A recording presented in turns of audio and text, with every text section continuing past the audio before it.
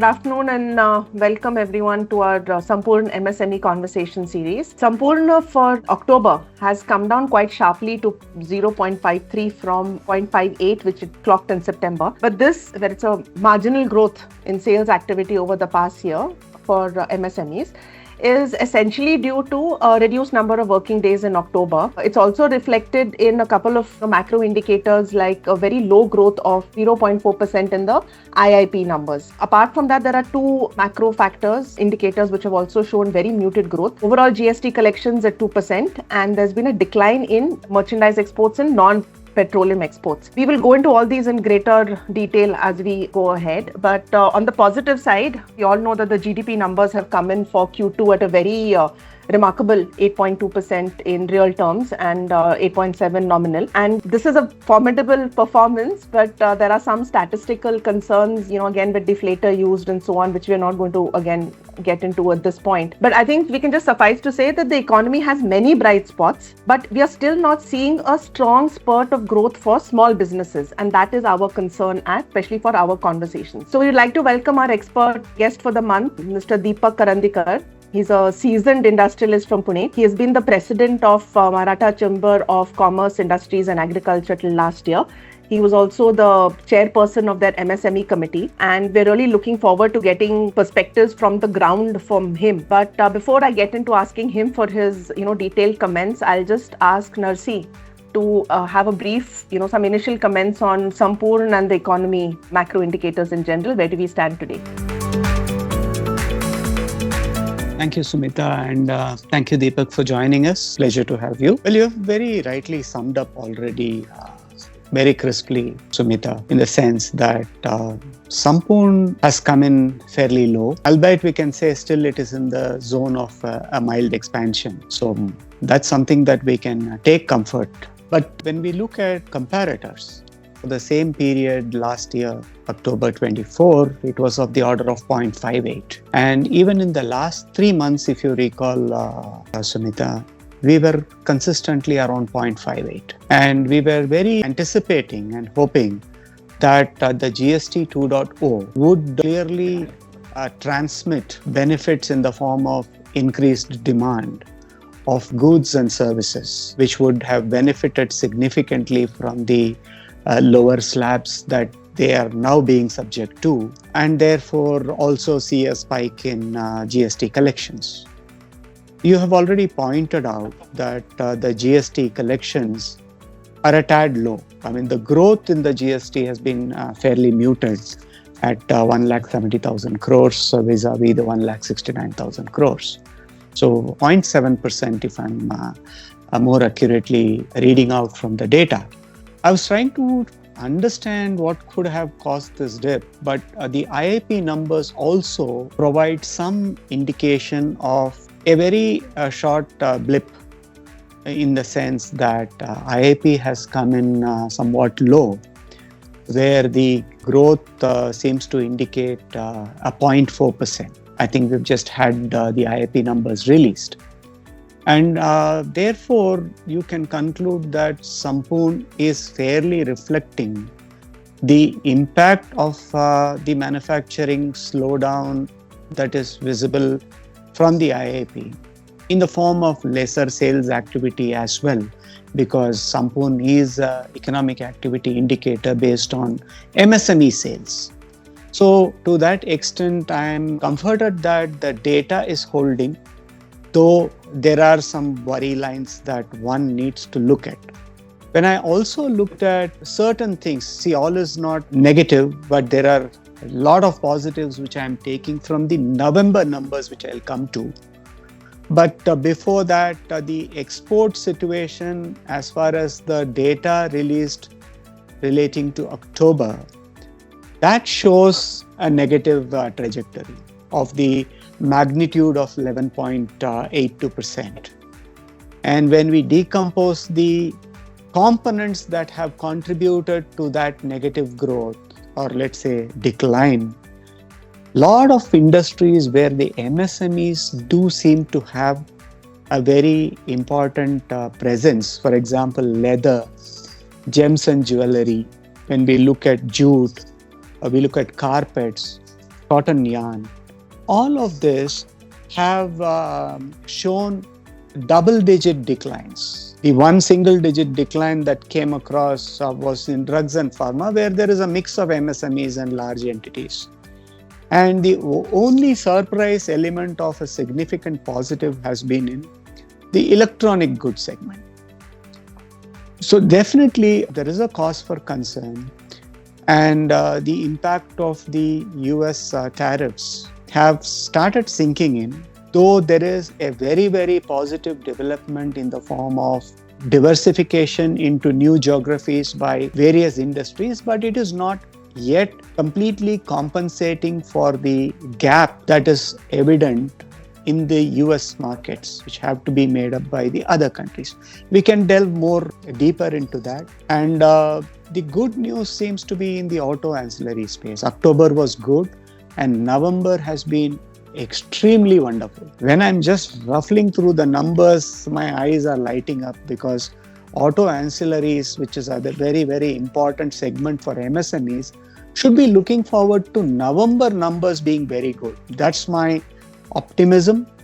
When I look at four-wheeler segment, except for Hyundai, everybody is in the 25-26%. Even Tata, Mahindra and Mahindra, of course, is 17%. Tata is 25%. Maruti 26%. Surprisingly, Hyundai has shown only 4.3%. When you look at two-wheelers, it is scintillating. TVS at 30%. Eicher at 22%. Hero Motocorp at 31%. In the buses and trucks, 29% growth from Ashok Leyland. Eicher Volvo showing 37%. Tata Motors showing 29%. You can't ask for better numbers. So I think there is a lot of optimism that I would want to look at from the next month, even though we are talking about Sumpoorn for October. November is definitely going to be a pickup, is my gut feel. And with that, I would like to request Deepak to come in here, and I'm sure something that will engage his mind. And total attention is the latest report that has just made headlines on the MSME access to finance and the payments. I think there can't be a better topic, because MSMEs have this eternal quest for working capital. And probably now we'll hear the deep dive from Deepak. Over to you, Deepak.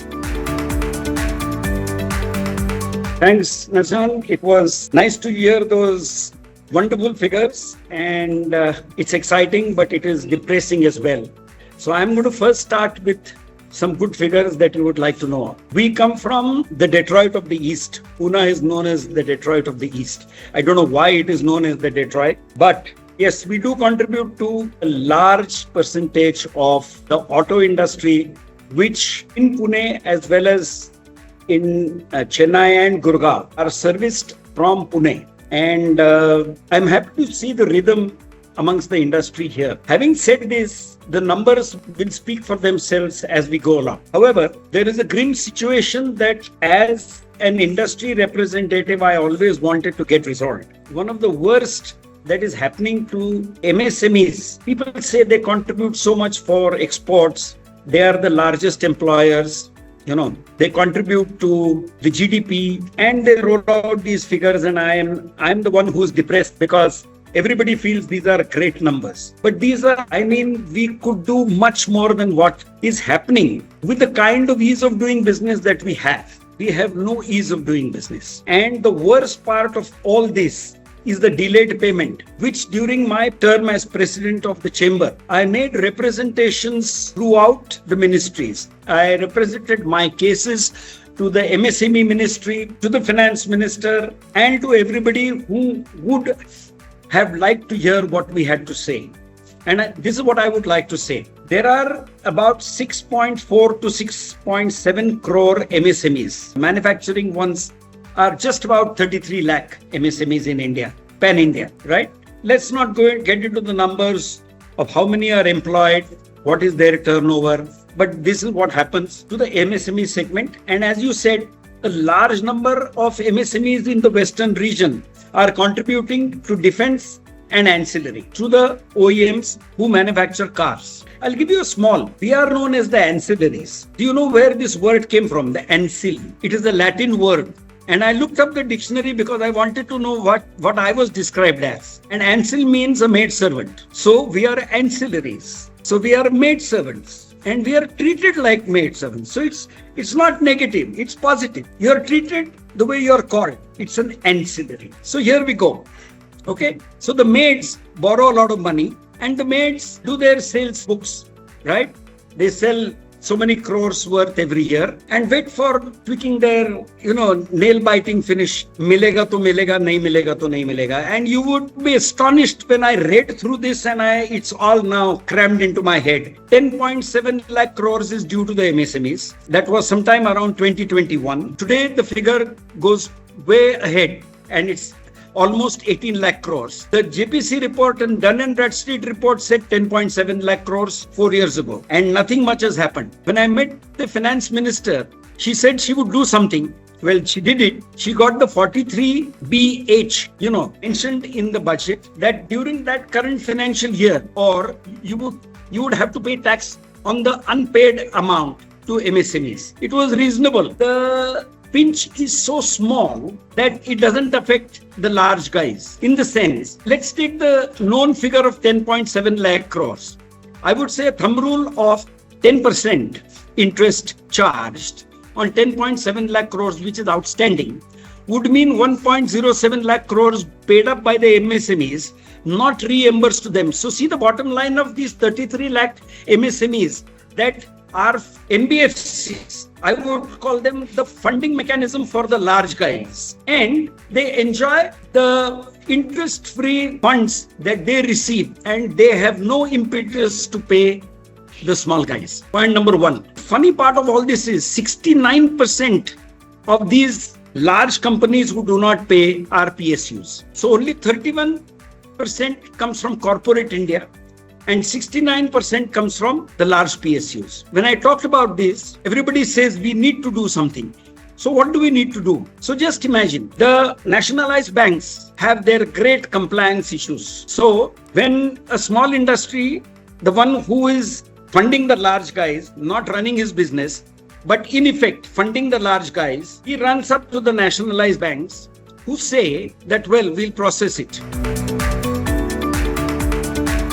SBI has a rule which says that if you put in your application, you must be told within 23 days whether your application will be processed or it is going to be rejected. I deal with SBI. I have gone and told the TGM and he says, oops, I know this, but we normally take 4 months. So 4 months to process money requirement. It's crazy. So what does this guy do? So he goes to the cooperatives who charge him 2% more. Sometimes he gets it, sometimes he doesn't. Then moves up the ladder, goes up to the unorganized and then goes to the Goldsmith. So he lands up in paying between 18 to 20%. So from 10 to 12% to 18 to 20%. This is the kind of wide range and he pledges everything that he has. Why? He has the fire in his belly and he wants to make a decent living out of the crutches of his own customers. Now, there were several mechanisms that the government installed so that you could have a redressal of guys not paying you. Just imagine, if you have a large OEM in India and you are dependent on them, will you go and complain to the relevant government authorities saying, look, guy, this guy is not paying me? Probably by the next morning, you have your orders cancelled for you. And it is that bad. So none of these redressal mechanisms have ever worked. And I tried to tell everyone who was ready to listen to us, look guys, you cannot have these redressal mechanisms, rolling out and then they are not being effective.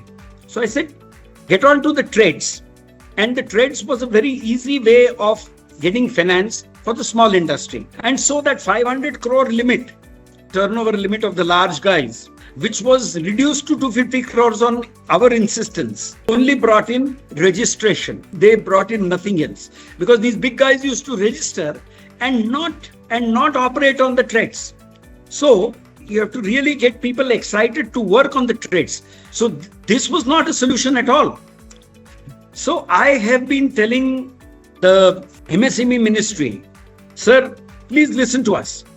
I'll give you a small anecdote. If we as SMEs are not compliant, see what happens to us. And I'll tell you. There was a German customer who messed up with his supply chain and he wanted some material urgently. And he asked me to supply and I did. So the vehicle was loaded and the invoice wasn't getting generated. So he started shouting at me saying, if you didn't have the material ready, you should have told me. I said, I have the material ready. I sent him photographs. I said, now you do one thing. Please generate the eBay bill, which I cannot. So 10 minutes later, he calls me up and says, even I cannot. So I had in the meantime talked to my consultant who said, you know what? The transporter, who's the third party in this entire tripartite agreement, is the guy who's non-compliant. So see, when the government wants you to be compliant, right? They can put you off completely. I had to change the vehicle and I had to send it through a compliant transporter. So if the MSME Act of 2006, Chapter 5, Rule 15, 16, 17 gave me as an SME the right to get my payment within 45 days. I believe those who are non-compliant should be pulled up. They're getting places. They are enjoying 10.7 lakh crores interest-free loan. Simple. It's agony, boss. I mean, I can go on endlessly, but this is impossible. Now, because people don't have money, they spend most of their time in trying to collect money, right? Forgetting technology. I'm really glad that out of the 6 points, what I would call as our action points that has been recommended in the report, the fourth and fifth point are very, very important and could dramatically alter the way access to finance is going to become for MSMEs if well adopted. So I'll go in the reverse. The fifth point talks about expand digital credit models using GSTN and UPI data for cash flow based scoring and credit. I am so glad that this has been brought up as a very, very important driver or a potential catalyst for credit to become available faster, driven on the backbone of GSTN-led data because it is a consent-led access mechanism. And you know very well, Sumita, that Jakarta has been at the forefront of it for the last several years in helping so many lenders, both from the NBFC and from banking, to be able to process the borrower's GSTN information based on consent, as well as their bank statements based on consent, and create a risk decision or a credit decision where Jakarta is powering some of the scores and assessment products for them. And this is so timely because GSTN as well as UPI data and bank statement data are all digitally available. They are unimpeachable sources. Every MSME will gladly be willing to provide consent for accessing the data in a secure manner because these data are very securely transmitted either on an account aggregator framework or portal itself through the GSPs and ASPs. And bank statements, of course, even within the banking institutions, it can be generated from the core banking system, etc. And with sophisticated algorithms, and in fact, I'm just touching on what Deepak pointed out, that there could be a 23-day process time or longer. Yes, even longer he alluded to. But in fact, so happy to see that many of our lenders, Deepak, have been able to process their MSME loans in 48 hours. And the decision to do that is generatable with all the information that is required from an accrual perspective of the business performance and from a cash flow assessment is all possible within 5 minutes flat and integrated right into the assessment systems of the institutions. And I think it is a very, very timely move. Of course, adoption is going to be that one challenge that will always be there, but it's like a snowball. And I feel that the right buttons have been pressed, and with the institutions, when I use the word institutions, it's both from banking institutions, the NBFCs, which provide significant amount of business loans and overdrafts as well to various MSMEs, especially because the risk pricing is somewhat different from NBFCs due to some of the constraints of the MSME credit quality. That's always there. But even with all that, the turnaround, if it is dramatically altered in favor of a quick decision, it could be yes or no. That's not the issue here. Perfect. But at least it would allow institutions to assess creditworthiness very rapidly and to be able to inform the MSME that a decision is taken either way and allow the MSME to then move forward either to take that credit that has been offered or seek multiple more avenues, which is anyway going to be there and which otherwise also the MSME would have explored. So I think this is fantastic. And I would hope that more patrons come forward to work with Jokata on this, because Sumpoorn also was a creation where we believed that the economic activity index, which is represented through the monthly sales performance of MSMEs, is the best benchmark of the MSME robustness or growth, etc. And it is standing the test of time. In fact, this month's numbers are very quietly endorsing what is the ground level facts. And of course, yes, the numbers aren't all that great, but it is very much something that we need to accept and move forward for the next month. Very importantly, item number 4, the reform of SMA NPA classifications. See, today, the moment SMA 1 comes, if there are 5 occurrences of SMA 1 in the same year, I mean, these definitely are blips on the radar, and they unnecessarily create some anxiety in the minds of lenders. I mean, one cannot fault risk mitigation to be at the core of lending, because that's the very nature of lending.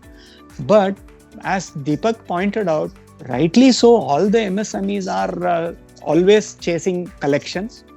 Therefore, delayed collections are likely to cause delayed repayments to the institutions. And if that is again going to come and bite them, and the SMA 1 is going to put them under some constraints in the form of further additional loans being granted, etc. Yes, this ought to be addressed, and I'm very keen and hopeful that some very positive measures will be taken basis this report recommendations on the SMA classification. I think that's a very positive development in my view. And I would agree that Samadhan approach, where complaints are rather difficult for MSMEs, and I don't think MSMEs would be willing to risk alienating very important customers. And especially when you say, for example, there is an auto ancillary taking on from your industry, if they have to work with a handful of